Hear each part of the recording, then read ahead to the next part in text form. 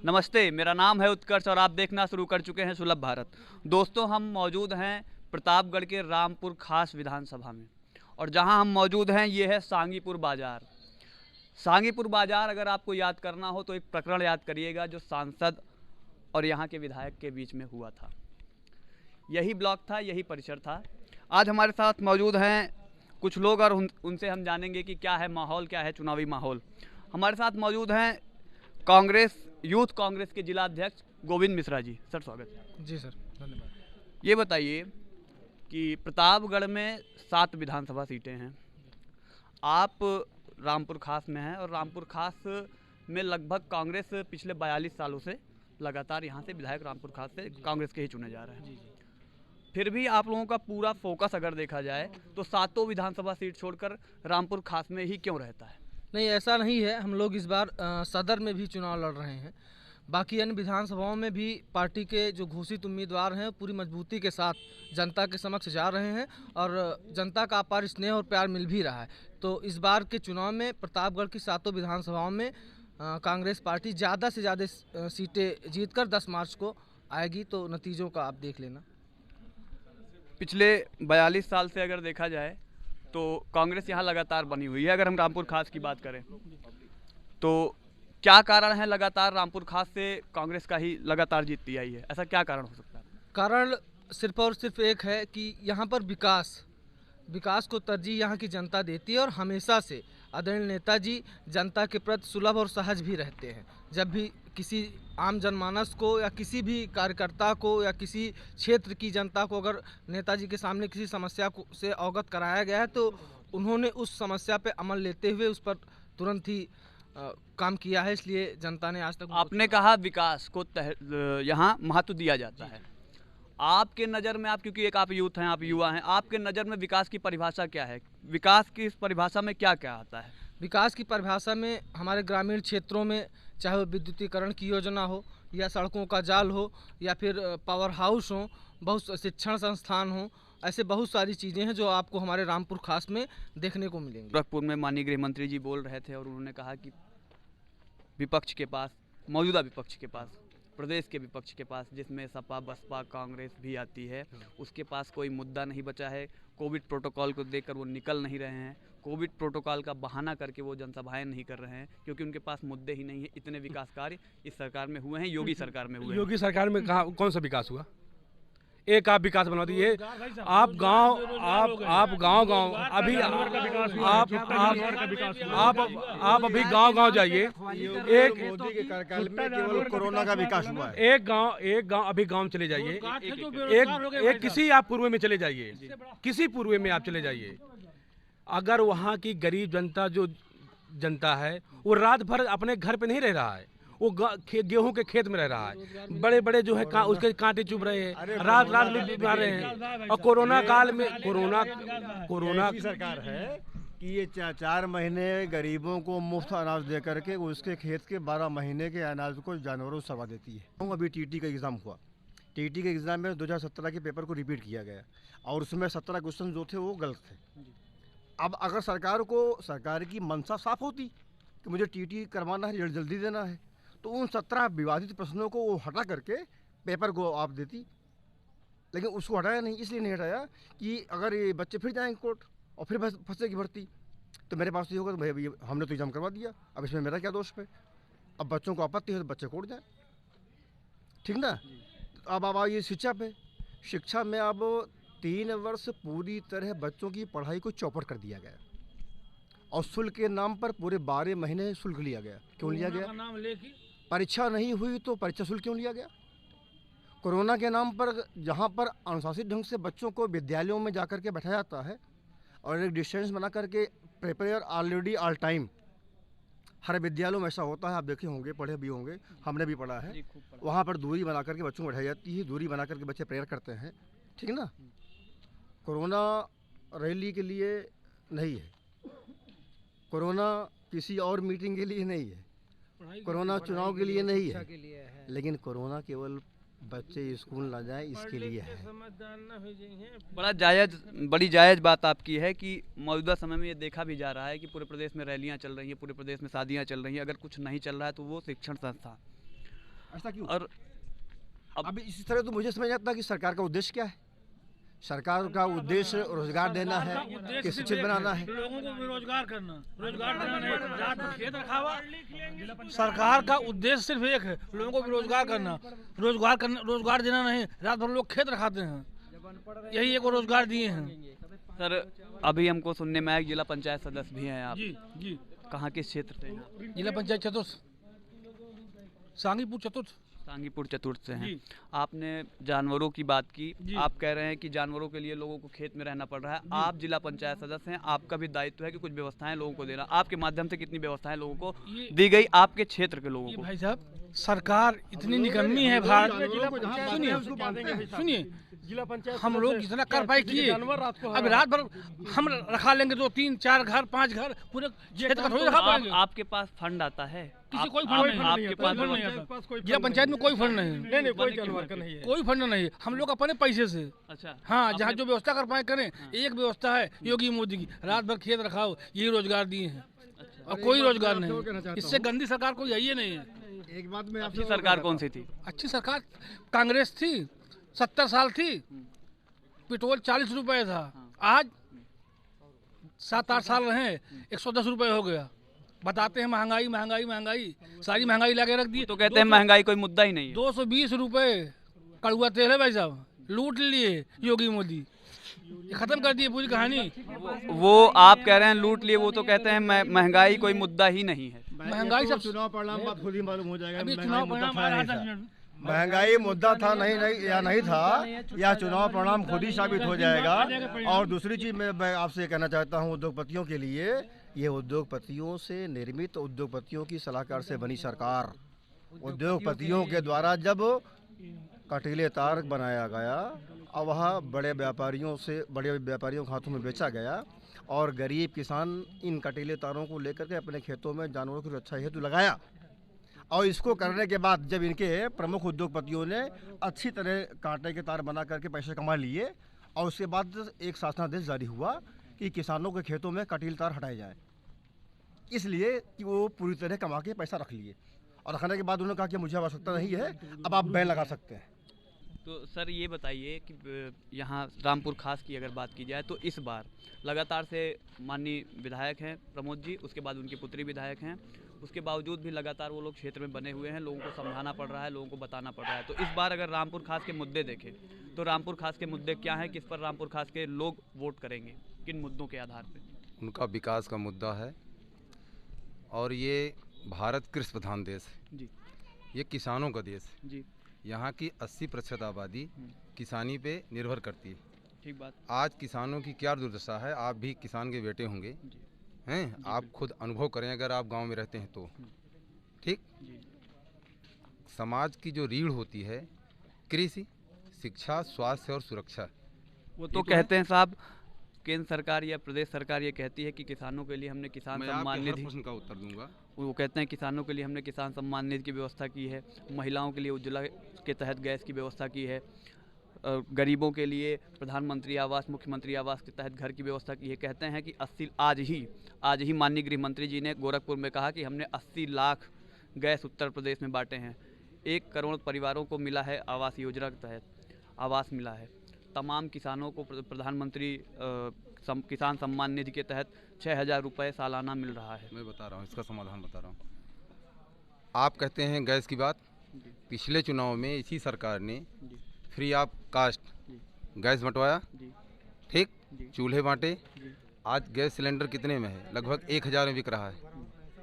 ठीक, आज किसानों के या आम गरीब आदमी के घर में गैस के चूल्हे यूजलेस हो गए हैं, बिल्कुल कबाड़ में पड़े हैं। नहीं, ऐसा किस आधार पे आप कह नहीं, सकते हैं? किस आधार पे कह रहे हैं? गैस महंगी है, अब लोग फिर लकड़ी की तरफ भाग रहे हैं कि लकड़ी ढूंढ रहे हैं। ये किसानों का देश है। छूट कहाँ गई? इनकी सब्सिडी कहाँ गई गैस की? अभी आपने ये प्रश्न किया कि ये फ्री राशन बांट रहे हैं जी। जैसे इन्होंने पिछले चुनाव में फ्री सिलेंडर गैस चूल्हे बांटकर एक इन्होंने लालीपाप दिया, और आज गैस चूल्हा महंगा है, कबाड़ में जा रहा है, कोई खरीद नहीं रहा है, भरा नहीं रहा है। ठीक है, उसी तरह से जो ये फ्री ऑफ कास्ट राशन बांट रहे हैं, वो राशन किसका है? वो राशन कहाँ से आया? वो किसानों का राशन है ना। हम कमेरे हैं हिंदुस्तान के, हम उसको कमाते हैं, हम कमा के देते हैं, तब उसको ये भंडारण करते हैं। स्टोरेज कहाँ से करेंगे? अगर यहाँ का किसान हाथ में हाथ रख के बैठ जाएगा तो कितने दिन ये आयात करके हमको फ्री ऑफ कास्ट राशन बांटेंगे? अगली बात, किसान का जो असली मुद्दा ये है कि जो हमारा किसानों का आंदोलन चला, किसान हमारा यही तो कह रहा था कि आप जो मंडी का रेट है और क्रय केंद्र का रेट आप सर्वे कर लीजिए। आप मीडिया वाले हैं, आप समझ लो कि मुश्किल से 15% 12% किसानों का धान या गेहूं केंद्र पे बिकता है, ठीक। और वहाँ कितनी कालाबाजारी है आप खुद इसकी जानकारी कर लो, आप जानते होंगे। नहीं हम देखते हैं साहब, देखते हैं, व्यवहार में गड़बड़ है वो, ठीक। सिद्धांत में कुछ है, व्यवहार में कुछ है। और जितने सामान्य किसान हैं वो प्रभावशाली लोगों या व्यापारियों के बीच में अपना क्रय केंद्र पे गल्ला नहीं बेच पाते हैं।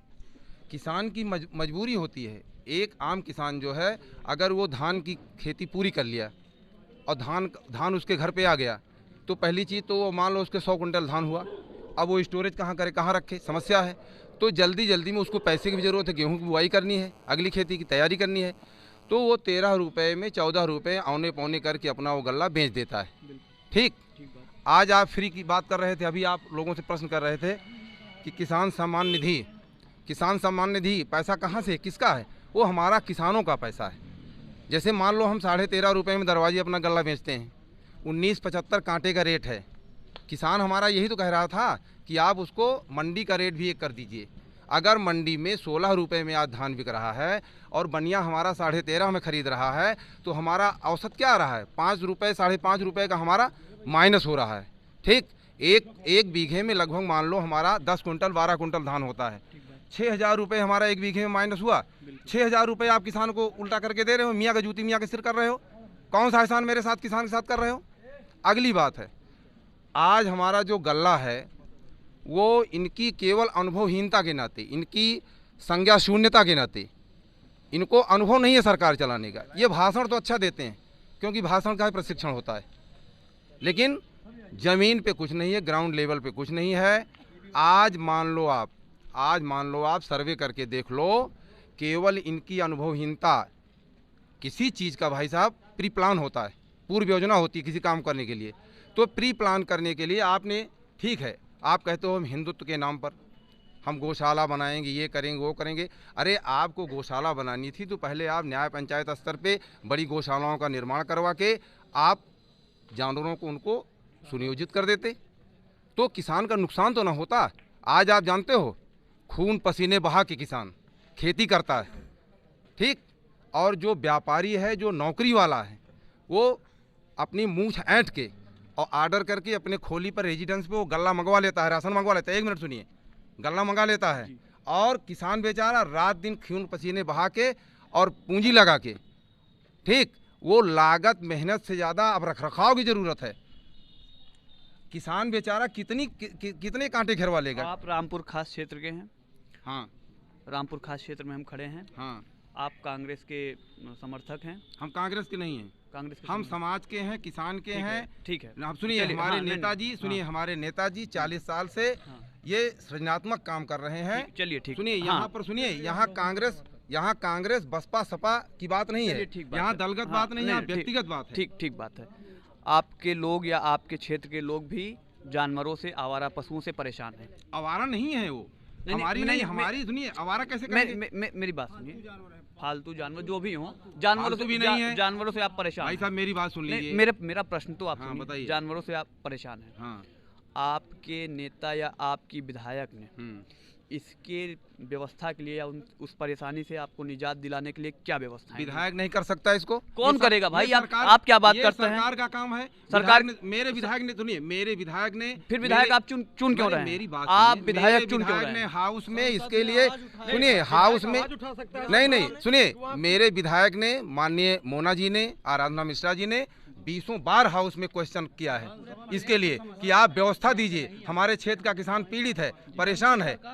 ये सरकार का काम है, ये विधायक कि विधायक केवल सुनिए, विधायक केवल क्वेश्चन रेज कर सकता है हाउस में। क्वेश्चन रेज कर सकता है, उसकी अगर उसके क्षेत्र की ये समस्याएं हैं, उसके पास निधि है, उसके पास तमाम और फंड है। निधि तो बात निधि पे अरे तो कोरोना में बंद किया इन्होंने। नहीं बात सुनिए। आप जड़ में जाइए, आप जड़ में जाइए, मूल में जाइए। सुनिए मेरी बात सुनिए, उसके बावजूद भी चलिए मेरी बात सुनिए। मैं चलिए शिक्षक भी हूँ, चलिए देखिए मैं किसान भी हूँ, मैं शिक्षक अरे भी हूँ। सवाल तो सुन लीजिए हाँ साहब। सुनिए, सुनाइए। निधि आप कह रहे हैं 3 साल से बंद है, वाजिब बात है कि बंद चलिए, है, हाँ, ठीक है। हाँ। उसके बावजूद भी कई फंड और होते हैं। क्या होते हैं आप बताइए। तमाम फंड हम तो होते किसान हैं। आदमी, हमको फंड की जानकारी है, आप बताइए। तमाम फंड ऐसे होते हैं जो पास हो सकते हैं, विधानसभा से पास हो सकते हैं या हाँ। सरकार से लेके आया जा सकता है, विधायक लेके आते हैं। अगर आपके यहाँ आपको जानना, हाँ अगर आपके यहाँ इतना विकास हुआ है, आपके नेता कभी पिछले लगभग 32 सालों से कांग्रेस की सरकार प्रदेश में नहीं है, उसके बावजूद भी आपके नेता यहाँ काम कर रहे हैं आपके अनुसार, तो इस व्यवस्था को भी आपके नेता कर सकते हैं। क्या किया उन्होंने? आपको जो है जानवर की जो है रोकथाम के लिए लगाया जाए, उसके लिए सड़क में भी लगेगा, विद्यालय में लगेगा, स्वास्थ्य विभाग में लगेगा, बिजली विभाग में लगेगा। क्या यही है कि सांड को ही रोका जाए? सुनिए, केवल बाड़े रुकिए भाई साहब, जानवरों को रुकिए। मुझे देना। माननीय प्रमोद तिवारी जी हिंदुस्तान के पहले विधायक थे और आदर्श राजनेता हैं, ठीक, और राज्यसभा सांसद भी रहे। वो पूरा सर्वे हुआ है, वो पहले विधायक जब थे और जब उनके उसमें रखरखाव में या उनके संरक्षण में माननीय मोना जी आई, आराधना मिश्रा जी आई, उसी कदम पे वो भी चल रही हैं, विकास के कदम पे।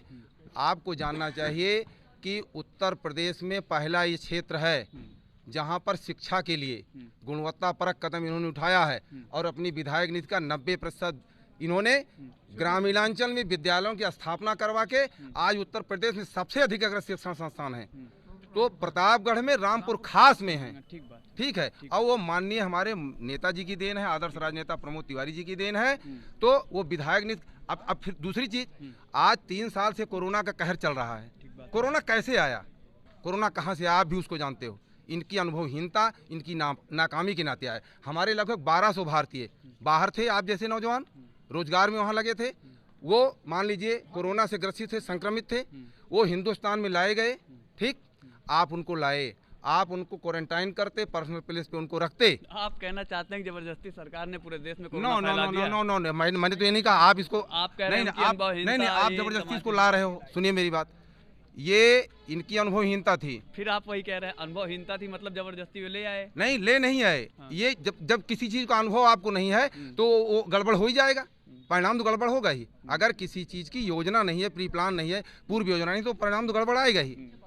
तो इनकी अनुभवहीनता के नाते वो क्वारंटाइन नहीं किए गए। जब हाउस में ये क्वेश्चन किया गया कि फ्लाइट रोक दी जाए, लेकिन ट्रंप नमस्ते में इन्होंने फ्लाइट नहीं रोकी। दुनिया के सारे देशों ने अपने अंतर्राष्ट्रीय सारे रोक दी, लेकिन फ्लाइट रोक दी गई। सुनिए, फ्लाइट रोक दी गई भाई साहब। उसके बाद ये किया गया कि इनको, हाँ बताइए। मेरा है, आपने बात की शिक्षा व्यवस्था की, आपने कहा सबसे ज्यादा शिक्षण संस्थान रामपुर खास में है, इसी कॉन्स्टिट्यूंसी हाँ। विधानसभा में, हाँ। चलिए हम मानते हैं बात को। देखिए इस समय सबसे बड़ा मुद्दा देश का भी और प्रदेश का भी रोजगार का है। आप देखे होंगे अभी प्रयागराज में कैसे बच्चों को मारा गया, पटना में बच्चे धरना दे रहे हैं, हाँ तमाम चीज़ें हुई। अभी हमने बीच में ही आपके ही कॉन्स्टिट्यूंसी के, इसी कॉन्स्टिट्यूंसी के कुछ लोगों से प्रश्न किया, यहीं पे किया, यूथ थे। हमने कहा बताइए आपके नेता 42 साल से यहाँ पे हैं, लगातार चुनाव जीत रहे हैं, रोजगार की व्यवस्था प्रत्यक्ष रूप से क्या किए हैं? तो वो चुप हो गए। अब आप बताइए। मैं बता रहा हूँ। अरे रुक जाइए, मैं बता रहा हूँ। सरकार नहीं है, अरे रुक जाइए, रोजगार देना सरकार काम है, ना कि विधायक काम। विधायक है क्यों? विधायक है क्यों? मैं बता रहा हूँ। आप मुझसे क्वेश्चन का मार करो, मैं बता रहा हूँ। आपको जानना चाहिए, मानना चाहिए और समझना भी चाहिए। नहीं बिल्कुल, आप कि सुनिए, हम जानेंगे भी, मानेंगे भी और समझेंगे। रोजगार किस प्रकार का होता है? एक हमारा माने व्यापार के हैसियत से होता है, एक सरकारी नौकरी होती है, ठीक। जो हमारा अनपढ़ है, जो कम पढ़ा लिखा है, वो मेहनत कश है, वो जाके अपना लेबरगिरी भी कर लेगा, मजदूरी कर लेगा, ठीक है।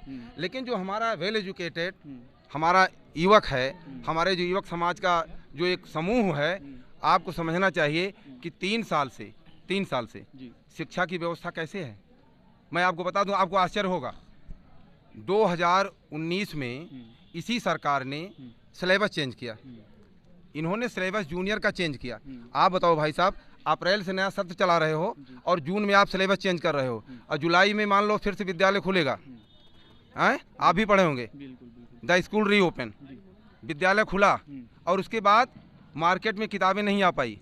आज तक उत्तर प्रदेश के इतिहास में लिखा जाएगा कि आज तक इस सरकार ने राजकीय प्रकाशन की किताबें जूनियर सेक्शन की उपलब्ध नहीं कराई। अरे 4 महीने से विद्यालय और सुन लीजिए, वो भी इनको बिल्कुल इनको टू द पॉइंट बता रहा हूँ। मान रहे हैं आप, मानिए इसको, प्रामाणिक बात। मैं अध्यापक हूँ, समाज के लिए अध्यापक ज़्यादा प्रामाणिक कोई नहीं होता। ये मूल समस्या है। यही सरकार जब थी, इसने कहा था कि जब भी हम आएंगे बुनियादी शिक्षा को सुधारेंगे। और मैं कहता हूं, मेरा अनुभव शिक्षक का, कि जब तक एमडीएम नहीं खत्म किया जाएगा बुनियादी शिक्षा कभी नहीं सुधर सकती है।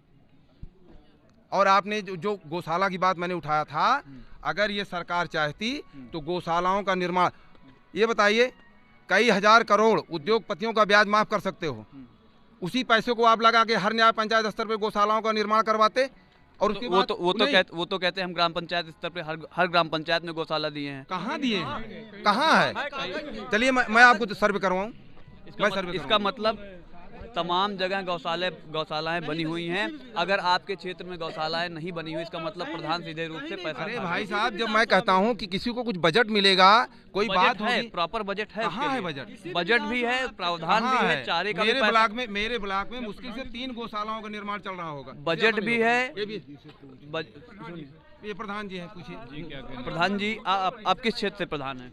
हम सांगीपुर ब्लॉक के ग्राम पंचायत गोवर्धनपुर से आप प्रधान हैं। आपका नाम क्या है, शुभ नाम क्या है? हमारा नाम तो राघवराम मिश्रा है। राघवराम मिश्रा जी, चाचा जी के अनुसार ये कह रहे हैं कि सरकार ने कोई फंड नहीं दिया है या कोई व्यवस्थाएं नहीं दी हैं ग्राम पंचायत में गौशाला बनाने की। ठीक, क्या ये सही है? सुनिए, हम सही है गलत है, हम जो बताने चल रहे हैं उसको सुनिए। हमारे यहाँ एक ग्राम पंचायत है शुकुलपुर, वहाँ पे गौशाला का निर्माण अमिताभ शुक्ला जी प्रधान थे, उन्होंने बनवाया। एसडीएम साहब आए थे, हमसे भी बात हुई।